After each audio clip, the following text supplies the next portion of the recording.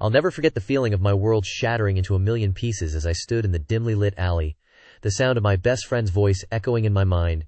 "You're just a pawn in my game, and pawns are meant to be sacrificed." Those words still haunt me to this day, a constant reminder of the betrayal that changed my life forever.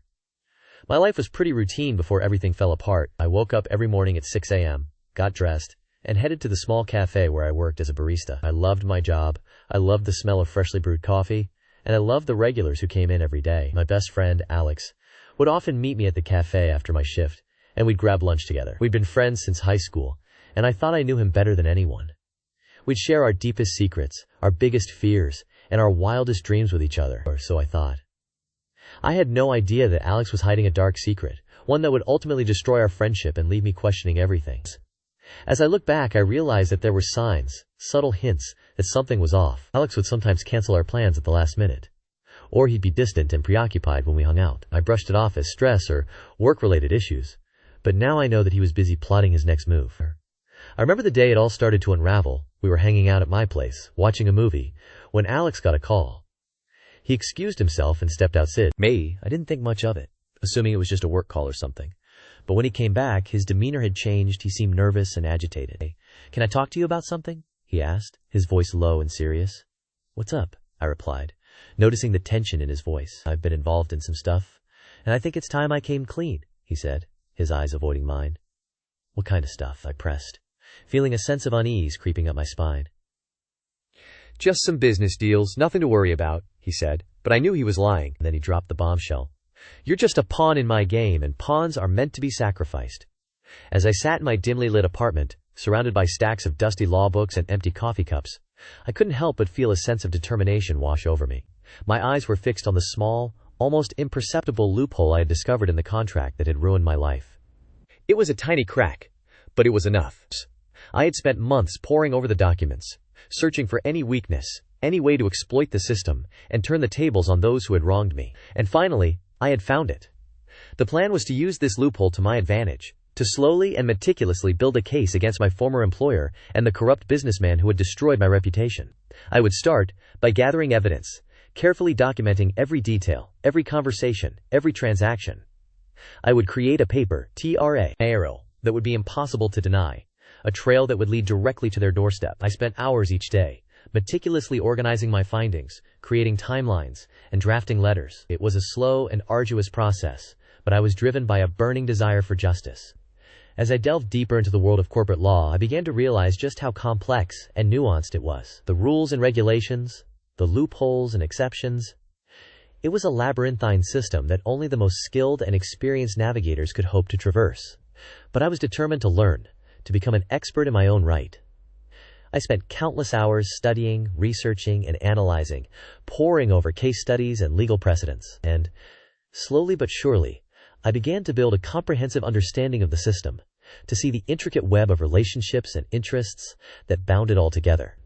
With my newfound knowledge, I started to execute my plan, step by step. I began by filing a series of carefully crafted complaints, each one designed to test the limits of the system, to push the boundaries and see how far I could go. I filed complaints with the regulatory agencies, with the state and federal governments, and even with the company itself. And as I waited for the responses, I continued to gather evidence, to build my case, and to prepare for the next phase of my revenge.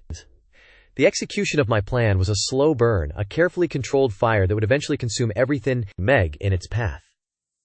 I was meticulous in my approach, taking care to cover every angle, to anticipate every possible response. I was a chess player, thinking several moves ahead, always planning for the next step. And as the days turned into weeks, and the weeks turned into months, I could feel the momentum building, the pressure growing. It was a delicate balancing act, a high-wire tightrope walk, but I was determined to see it through to the end.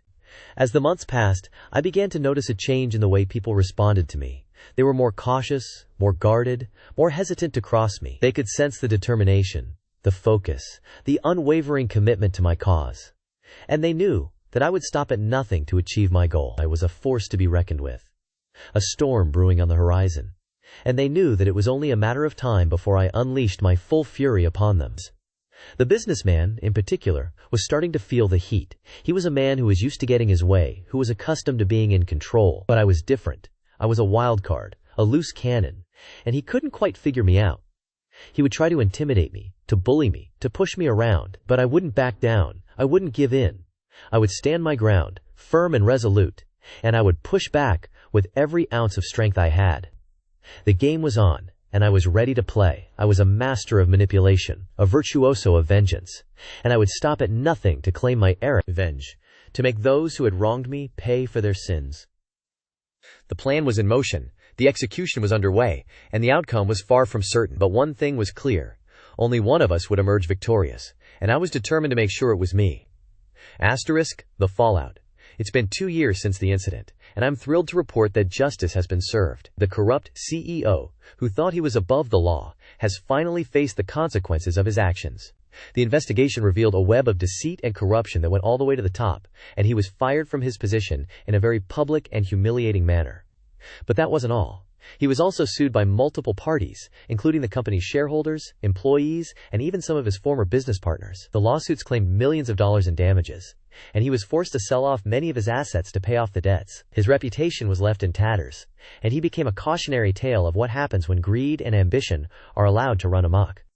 To add insult to injury, his wife filed for divorce, citing his infidelity and lack of integrity as the reasons for the split. She walked away with a significant chunk of his remaining wealth, and he was left to pick up the pieces of his shattered life.